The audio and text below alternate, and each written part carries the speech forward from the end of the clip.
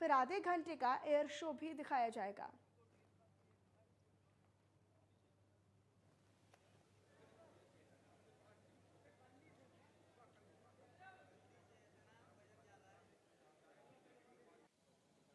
कल देश के आदरणीय प्रधानमंत्री जी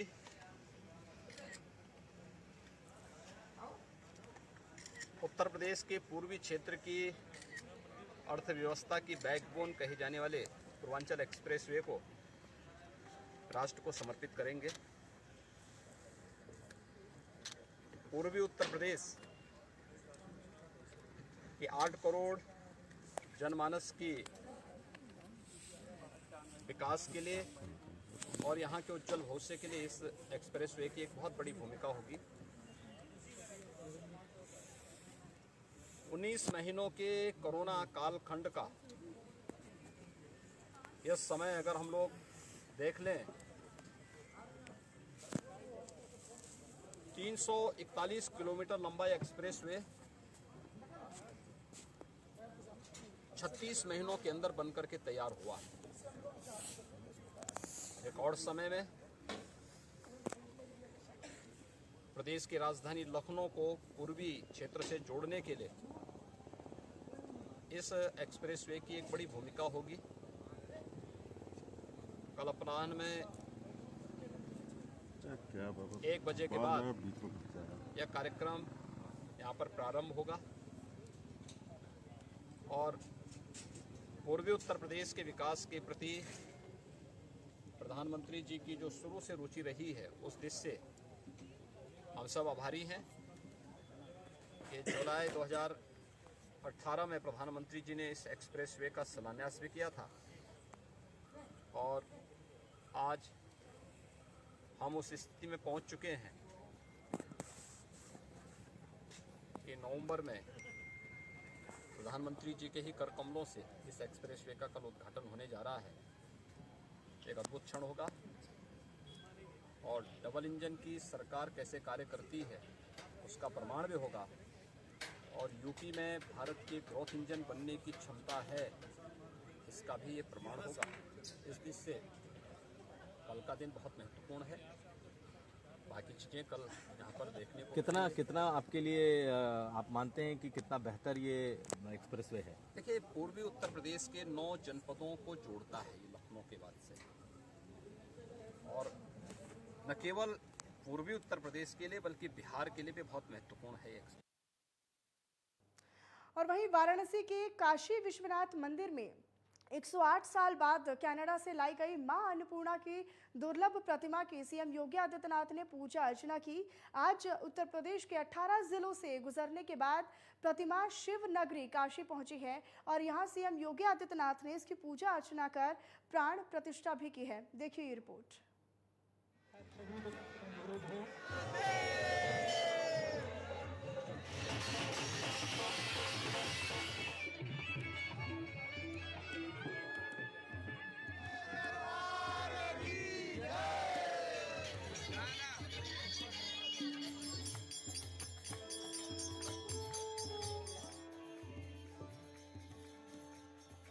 108 साल बाद कनाडा से भारत लाई गई मां अन्नपूर्णा की दुर्लभ प्रतिमा यूपी के 18 जिलों से होते हुए सुबह वाराणसी पहुंची और काशी में माता अन्नपूर्णा की प्रतिमा का अद्भुत तरीके से स्वागत किया गया।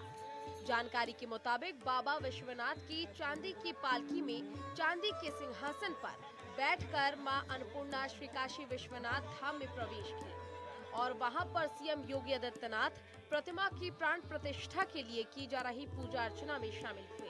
वहीं सीएम के बाद श्रद्धालु भी प्रतिमा का दर्शन कर सकेंगे। मां अन्नपूर्णा के स्वागत के लिए काशी विश्वनाथ धाम के प्रवेश द्वार से लेकर बाबा के प्रांगण तक फूलों और रंगीन रोशनी से सजाया गया है।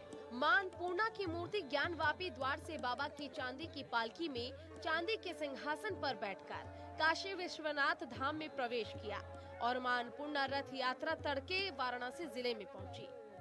हिंदू धर्म में अन्न और धन की देवी मां अन्नपूर्णा 108 साल बाद एक बार फिर बाबा विश्वनाथ के आंगन में विराजेगी और काशी विश्वनाथ धाम में बाबा की मंगल आरती के बाद ही मां अन्नपूर्णा के अभिषेक के अनुष्ठान शुरू हो गए हैं वहीं इसमें राज्य के सीएम योगी आदित्यनाथ और शहरी विकास मंत्री आशुतोष टंडन पूजा में शामिल हुए। मां अन्नपूर्णा की प्राण प्रतिष्ठा काशी विश्वनाथ मंदिर की पुरातन टीम काशी विश्वविद्यालय परिषद की देखरेख में किया जा रहा है।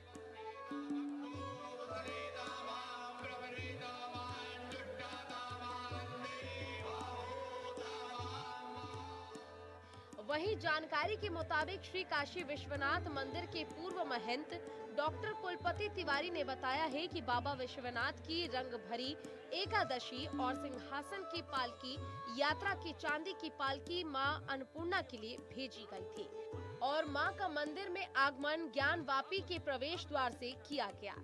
जानकारी के मुताबिक 18वीं शताब्दी में मां अन्नपूर्णा की मूर्ति 108 साल पहले वर्ष 1913 में वाराणसी के मंदिर से चुरा ली गई थी और कनाडा की रेजिना यूनिवर्सिटी के मैकेंजी आर्ट गैलरी संग्रह का हिस्सा थी। यूनिवर्सिटी के कुलपति ने भूल सुधार करते हुए पिछले साल ओटावा में भारत के उच्चायुक्त अजय बिसारिया को ये मूर्ति सौंप दी थी। Desk report, network 10। वहीं गाजियाबाद के कमला नेहरू नगर ग्राउंड में आज श्रम विभाग की तरफ से 2306 जोड़ों को सामूहिक विवाह कराया गया। आपको बताते चले कि सामूहिक विवाह की सबसे बड़ी खासियत यही थी कि इस विवाह में न सिर्फ हिंदू बल्कि मुस्लिम जोड़ों की भी शादी करवाई गई।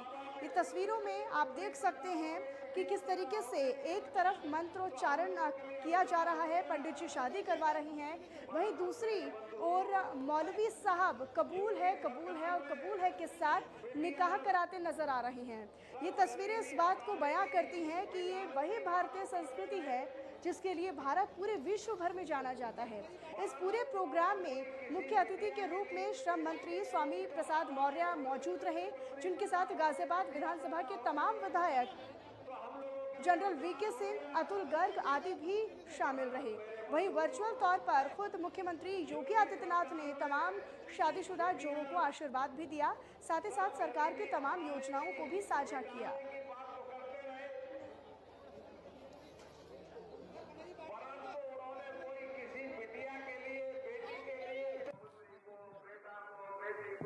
माननीय मोदी जी के नेतृत्व की केंद्र सरकार और योगी जी के नेतृत्व की प्रदेश सरकार सबका साथ, सबका विकास, सबका विश्वास, सबका प्रयास मूल मंत्र के साथ सभी के सम्मान स्वाभिमान के लिए काम कर रही है। वहीं पर श्रमिक पुत्रियों के सामूहिक विवाह के कार्यक्रम के माध्यम से इन सभी पंजीकृत मजदूरों की बेटियों की शादी इस सामूहिक विवाह के माध्यम से बड़े धूमधाम से बनाई जा रही है। विवाह समारोह का आयोजन आज गाजियाबाद के कमला नेहरू नगर में किया गया। उसी पंडाल में मैं मौजूद हूँ जहाँ पर तकरीबन 2300 जोड़ों ने आज शादी की। आप देख सकते हैं किस तरीके से यहाँ पर जोड़े एक पवित्र बंधन में बनने जा रहे हैं। श्रम विभाग द्वारा ये कन्या विवाह सहायता योजना अंतर्गत ये प्रोग्राम किया गया। खुद उत्तर प्रदेश के मुख्यमंत्री इसमें वर्चुअली आकर इन जोड़ों को आशीर्वाद दिया। उसके बाद में इनके लिए मंगल कामना की। ये एक गाजियाबाद में पहली बार हुआ, एक ही मंडप में सुनाई देगी वैदिक मंत्र और कबूल है की आवाज सुनाई दी। ये अपना आप में अद्भुत नजारा गाजियाबाद के इस मंडप में दिखाई दिया। ये अपना आप में बड़ी बात थी। गाजियाबाद से अनिल चौधरी, नेटवर्क 10। उत्तर प्रदेश में विधानसभा चुनाव नजदीक आते ही राजनीतिक बयानबाजियों का दौर और ज्यादा मुखर हो चुका है। बीजेपी के राष्ट्रीय प्रवक्ता संबित पात्रा ने मेरठ में कांग्रेस के गांधी परिवार पर जमकर निशाना साधा। बता दें कि चुनाव के पहले बीजेपी ने उत्तर प्रदेश के युवाओं को साधने के लिए अपनी युवा ब्रिगेड उतारी है। इसमें सेलिब्रिटी, बॉलीवुड सिंगर, क्रिकेटर और अन्य खिलाड़ी भी शामिल हैं। इस कार्यक्रम को युवोत्थान नाम दिया गया है। प्रवक्ता संबित पात्रा ने वेस्ट यूपी में बीजेपी के बड़े सेंटर मेरठ के सुभारती विश्वविद्यालय से मुहिम का आगाज भी किया। कार्यक्रम के दौरान संबित पात्रा ने कहा कि सोनिया जी, राहुल जी, प्रियंका गांधी जी देश के लिए जी का जंजाल बन गए हैं। अलीगढ़ मुस्लिम यूनिवर्सिटी और जेएनयू जिन्ना की मानसिकता के पोषक बने हुए हैं। संबित पात्रा ने राहुल गांधी पर सीधा हमला करते हुए ये भी कहा आगे कि राहुल के इशारे पर ही राष्ट्रीय दलवी और सलमान खुर्शीद जैसे लोग हिंदुत्व पर प्रहार कर पा रहे हैं। हिंदू धर्म के उपनिषद पढ़ने का दावा करने वाले राहुल को पहले कांग्रेस को पाठ पढ़ा लेना चाहिए और साथ ही कांग्रेस की विचारधारा में कुछ सुधार हो सके। संबित पात्रा ने ये सारी बातें कही हैं। नरेंद्र मोदी जी ने असंभव को संभव करके दिखाया। देश में दो स्वनिर्मित वैक्सीन, आत्मनिर्भर वैक्सीन बने देश के अंदर। सोच के देखिए, अगर हिंदुस्तान में ये वैक्सीन मैन्युफैक्चर नहीं होते तो आज हिंदुस्तान को कोई विदेशी देश वैक्सीन नहीं देता और हमारी परिस्थिति क्या होती है आप सोच के देखिए। वैसे में चाहे वो अखिलेश यादव जी हो, चाहे वो राहुल गांधी जी हो, मुझे सोच कर भी घृणा आती है कि इन लोगों ने वैक्सीन के ऊपर राजनीति की। मेरठ में रोटरी क्लब मेरठ उमंग ने रेलवे रोड स्थित वर्तमान अकेडमी में सर्वाइकल कैंसर से बचाव को लेकर जागरूकता अभियान चलाया। उपस्थित छात्राओं और उनके अभिभावकों को मैक्स अस्पताल वैशाली की कैंसर रोग विशेषज्ञ डॉक्टर कनिका गुप्ता ने विभिन्न विषयों के बारे में जानकारी भी दी। कार्यक्रम की शुरुआत क्लब के अध्यक्ष रोटेरियन अशोक सिंघल ने की है। उन्होंने कहा कि रोटरी क्लब मेरठ उमंग ने अगले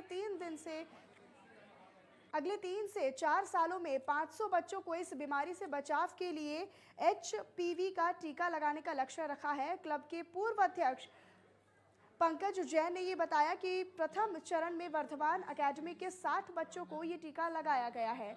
उन्होंने विद्यालय और बच्चों को आश्वासन दिया कि वो हर साल निःशुल्क टीकाकरण कराएंगे। डॉक्टर कनिका गुप्ता ने सरल भाषा में विद्यालय में उपस्थित छात्राओं और उनके अभिभावकों को सर्वाइकल कैंसर के बारे में जानकारी दी है। इस दौरान वर्धमान अकेडमी की प्रधानाचार्य डॉक्टर मुक्ता चावला और साथ ही क्लब के पूर्व अध्यक्ष समीर अग्रवाल, अमरीश जैन, सचिव सुमन समेत सभी स्टाफ भी मौजूद रहा।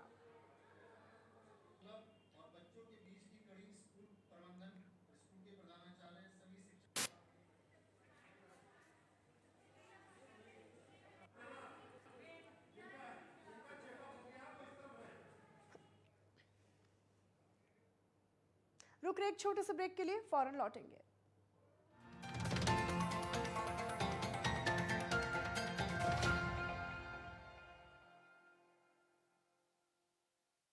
देश में 50 से 80% लोगों को vitamin D, B12, calcium, iron, omega, vitamin C, zinc और प्रोटीन की डेफिशिएंसी से अर्थराइटिस, खून की कमी, लो इम्यूनिटी, कमजोरी, कैंसर, ऑटोइम्यून डिजीज, ब्रेन और नर्वस सिस्टम के खतरनाक डिसऑर्डर हो रहे। इन्हीं पोषक तत्वों की कमी को पूरा करने के लिए पतंजलि न्यूट्रिला ने तैयार किए हैं plant based natural organic nutraceuticals. Nutrela के प्राकृतिक पोषण से मिलेगी आपको रोगों से लड़ने की शक्ति व स्वास्थ्य। भैया भैया, हाँ यूँ बताओ जरा, चैन की बंसी बजाना तो सुने रहे हैं, हाँ चैन का रेडियो बजा रहे हो। कहा है भैया, जब मन बहुत खुश होता है तो संगीत अपने आप फूटने लगता है। और फूटे भी कहा है ना भाई, कोई है जो हम किसानों के लिए अच्छा सोच रहा है। कहा है भैया कि पहले किसान करता था हाय हाय, और अब खेती किसानी की हर समस्या को बाय बाय। वाह अंग्रेजी। और क्या, अरे भाई ये सरकार हवाई बातें नहीं करती, जो कहती है वो करती है, और जो नहीं कहती वो तो डेफिनेटली करती है। आप भी सुनिए। किसानों के 36,000 करोड़ रुपए का ऋण माफ, गन्ना किसानों को 1.45 लाख करोड़ रुपए से अधिक गन्ना मूल्य का भुगतान, एमएसपी में दोगुना तक वृद्धि, 435 लाख मीट्रिक टन खाद्यान्न की सरकारी खरीद में किसानों को 79,000 करोड़ रुपए का भुगतान, प्रधानमंत्री किसान सम्मान निधि योजना में 37,521 करोड़ रुपए हस्तांतरित, 2,376 करोड़ रुपए की क्षतिपूर्ति, 4,72,000 करोड़ रुपए फसली ऋण का भुगतान, 2,151 करोड़ रुपए अनुदान राशि किसानों को मिली। याद रखना भाइयों, जो है गुमराह करते वो नहीं है किसानों के यार। जिसने दिखाई विकास की राह, वही है अपनी सरकार, योगी सरकार, किसानों की सरकार। सोच ईमानदार, काम दमदार। खुदी को आजमाया है कोई अंदाज आया। तुम में भी मैं हूँ, शुद्ध प्लस पान मसाला। वो टाइम से आगे से बढ़कर नेक्स्ट आर्यभट्ट मूवमेंट अगर मैं कर सकती हूँ तो वो मैं लाऊंगी। जिनके हुनर का बोलबाला होगा दुनिया भर, वो इंडिया का फ्यूचर केबीसी पर। 15वां प्रश्न 1 करोड़ पॉइंट्स कल से रात 9 बजे सोनी पर। शोर नहीं, बहस नहीं। पंजाब में सब कुछ ठीक है, उसे लेकर आप क्या कहेंगे? नवजोत सिंह सिद्धू वो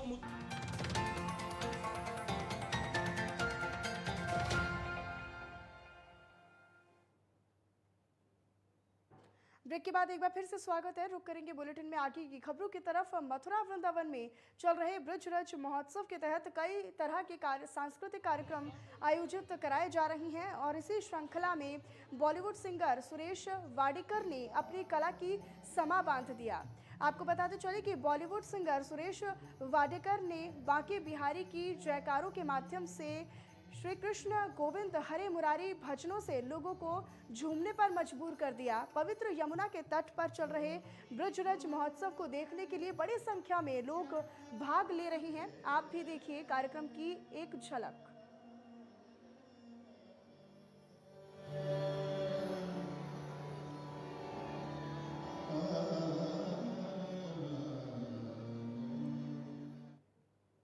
और वहीं नोएडा में हेलमेट बैंक की शुरुआत हो चुकी है, जिसमें कुछ ज़रूरी कागज़ दिखाकर लोगों को 1 हफ्ते के लिए हेलमेट दिए जाते हैं।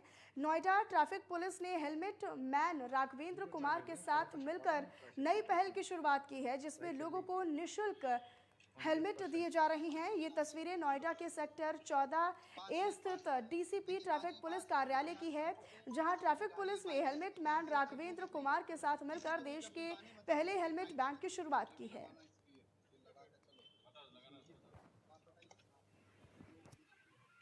पहले तो सर धन्यवाद देना चाहूँगा कि आप लोग को, और धन्यवाद देता हूँ यहाँ पे कमिश्नरी जो ट्रैफिक पुलिस जो भूमिका यहाँ पे डीसीपी गणेश और यातायात मंच भी चल रहा है। बहुत बढ़िया। उसी के संदर्भ में आज के दिन हम उनके ही सहयोग से हेलमेट बैंक की गौतम बुद्ध नगर में शुरुआत कर रहे हैं, क्योंकि यहाँ की प्रशासनिक पूरी टीम ने ट्रैफिक पुलिस ने एक आह्वान किया है गौतम बुद्ध नगर की जितनी भी जनता को ट्रैफिक वॉलंटियर्स बनने के लिए। तो हम हेलमेट बैंक लेकर के आ रहे हैं। जैसे कि आज सड़कों पे जो लोग बिना डुप्लीकेट हेलमेट जो लेकर के चल रहे थे, उनकी शिक्षा पीछी गई।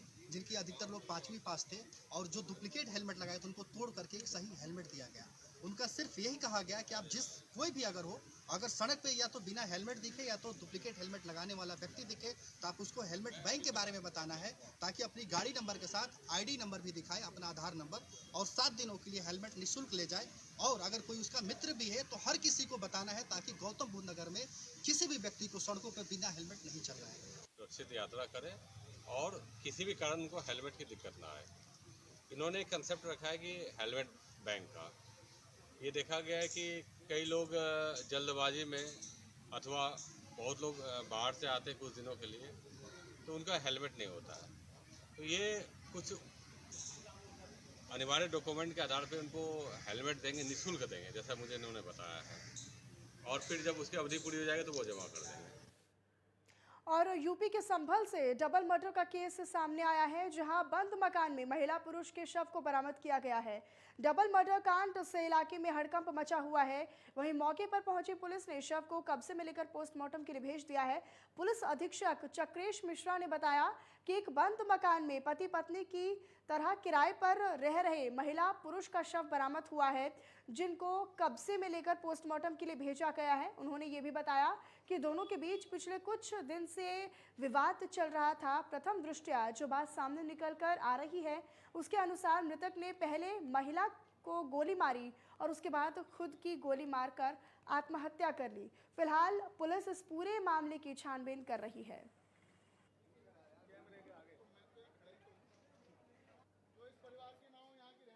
आज सुबह ग्राम मौलागढ़ थाना चंदौसी से सूचना प्राप्त हुई कि एक घर के अंदर से फायरिंग की आवाज़ आई है। पुलिस के द्वारा मौके पर पहुंचकर देखा गया तो यहाँ पर 2 शव बरामद हुए हैं, एक महिला और एक पुरुष का।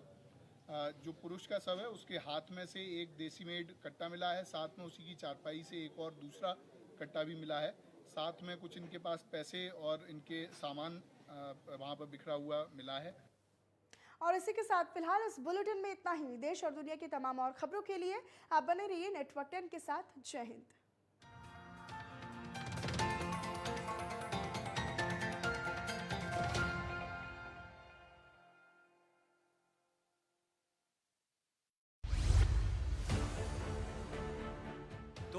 ਕਿਲੋਵਾਟ ਤੱਕ ਜਿਨ੍ਹਾਂ ਦਾ ਕਨੈਕਸ਼ਨ ਹੈ ਉਹਨਾਂ ਸਾਰਿਆਂ ਦੇ ਪੁਰਾਣੇ ਬਕਾਏ ਮਾਫ। ਮੁੱਖ ਮੰਤਰੀ ਚਰਨਜੀਤ ਸਿੰਘ ਚੰਨੀ ਨੇ ਪਹਿਲਾਂ ਕੀਤੇ 1200 ਕਰੋੜ ਰੁਪਏ ਦੇ ਬਿਜਲੀ ਬਿੱਲ ਮਾਫ। ਇਸ ਦੀਵਾਲੀ ਤੇ ਕੀਤਾ ਹੋਰ ਵੱਡਾ ਐਲਾਨ। ਬਿਜਲੀ ਦੇ ਵਾਧੂ ਬੋਝ ਘਟਾ ਕੇ ਹਰ ਘਰ ਦੀ ਮੁਸ਼ਕਲ ਕੀਤੀ ਆਸਾਨ। ਗਰੀਬ ਦੀ ਬਾਹ ਫੜਨੀ ਹੈ, ਮਿਡਲ ਕਲਾਸ ਦੇ ਲੋਕਾਂ ਦੀ ਬਾਹ ਫੜਨੀ ਹੈ, ਪਿੰਡੂਆਂ ਦੀ ਬਾਹ ਫੜਨੀ ਹੈ, ਸ਼ਹਿਰਾਂ ਦੇ ਲੋਕਾਂ ਦੀ ਬਾਹ ਫੜਨੀ ਹੈ। 3 ਰੁਪਏ ਪ੍ਰਤੀ ਯੂਨਿਟ ਬਿਜਲੀ ਦਰਾਂ 'ਚ ਕੀਤੀ ਕਟੌਤੀ। ਮੁੱਖ ਮੰਤਰੀ ਚਰਨਜੀਤ ਸਿੰਘ ਚੰਨੀ ਨੇ ਜਿੱਤਿਆ ਲੋਕਾਂ ਦਾ ਦਿਲ। ਘੱਟ ਆਉਣਗੇ ਬਿਜਲੀ ਬਿੱਲ। ਮੁੱਖ ਮੰਤਰੀ ਚਰਨਜੀਤ ਸਿੰਘ ਚੰਨੀ ਦੀ ਸੋਚ ਨੂੰ ਸਲਾਮ। ਉਹਨਾਂ ਕਿਹਾ ਕਿ ਇਹ ਮੌਜੂਦਾ ਸਰਕਾਰ ਆਮ ਲੋਕਾਂ ਦੀ ਸਰਕਾਰ ਹੋਵੇਗੀ। ਇਸ ਸਰਕਾਰ ਦੇ ਵਿੱਚ ਕੋਈ ਇਹ ਨਹੀਂ ਕਹੇਗਾ ਮੇਰੀ ਸਰਕਾਰ ਹੈ ਜਾਂ ਸਾਡੀ ਸਰਕਾਰ ਹੈ। ਇਹ ਸਰਕਾਰ ਪੰਜਾਬ ਦੇ ਲੋਕਾਂ ਦੀ ਹੈ। ਸੀਐਮ ਚੰਨੀ ਨੇ ਕਿਹਾ ਕਿਸੇ ਵੀ ਗਰੀਬ ਨੂੰ ਤੰਗ ਪਰੇਸ਼ਾਨ ਨਹੀਂ ਕੀਤਾ ਜਾਵੇਗਾ। ਰੋਟੀ ਵਾਲੇ ਨੂੰ ਆਦਤਾਂ ਹੁੱਜੇ ਦੀਆਂ ਮਾਰ ਲੱਗ ਜਾਂਦੇ। ਮੈਂ ਕਿਹਾ ਰਹਿਣ ਦੋ ਯਾਰ ਮੇਰੇ ਨਾਲ। ਇਹਨਾਂ ਨੂੰ ਪਿਆਰ ਦੀ ਲੋੜ ਹੈ, ਸਰਕਾਰ ਦੀ ਲੋੜ ਹੈ। ਮੈਂ ਇਹਨਾਂ ਨੂੰ ਪਿਆਰ ਦੇਣਾ, ਸਰਕਾਰ ਦੇਣਾ। ਉਹ 24 ਘੰਟੇ ਲੋਕਾਂ ਲਈ ਹਾਜ਼ਰ ਹਨ। ਇਸ ਕਰਕੇ ਹੀ ਉਹ ਆਪਣੇ ਆਪ ਨੂੰ ਲੋਕਾਂ ਦਾ ਸੇਵਾਦਾਰ ਕਹਿੰਦੇ ਹਨ। ਪੰਜਾਬ ਸਰਕਾਰ ਤੁਹਾਡੇ ਨਾਲ। ਜੋ ਪੰਜਾਬ ਸਰਕਾਰ ਤੋਂ ਕਰਾਉਣਾ ਚਾਹੁੰਦੇ ਆ ਮੈਨੂੰ ਦੱਸੋ, ਮੈਂ ਤੁਹਾਡੇ ਵਾਸਤੇ ਹਾਜ਼ਰ ਹਾਂ। ਬੈਠ ਮੇਰਾ ਕਿਹੜੇ ਟੈਲੀਫੋਨ ਬੰਦ ਹੁੰਦਾ? ਇਹ ਹੋ ਸਕਦਾ ਕਿ ਵੀ ਕਈ ਵਾਰ ਮੈਂ ਇੱਥੇ ਲੈਕਚਰ ਕਰ ਰਿਹਾ ਉੱਥੇ ਕਾਲ ਮਿਸ ਹੋ ਜੇ, ਲੇਕਿਨ ਖੁੱਲਾ ਹੈ ਹਰ ਟਾਈਮ। ਲੋਕਾਂ ਦੀ ਸਰਕਾਰ ਹੋਵੇਗੀ। ਅਸੀਂ ਤਾਂ ਸੇਵਾਦਾਰ ਹੋਵਾਂਗੇ। ਪਿਆਰ ਮਿਲੂਗਾ ਸਭਨਾਂ ਨੂੰ, ਸਤਿਕਾਰ ਹੋਊਗਾ ਸਭਨਾਂ ਦਾ। ਆਉਂਦੇ ਹੀ ਅਸੀਂ ਪਾਸ ਕਰਦਾ ਕਿ ਦਰਜਾ 4 ਵਾਲੇ ਵੀ ਰੈਗੂਲਰ ਭਰਤੀ ਹੋਣਗੇ। ਸੋ ਐਸੀ ਹੁਣ ਇੱਕ ਸਕੀਮ ਲੈ ਕੇ ਆਏ ਹੈ, ਮੇਰਾ ਘਰ ਮੇਰੇ ਨਾਮ।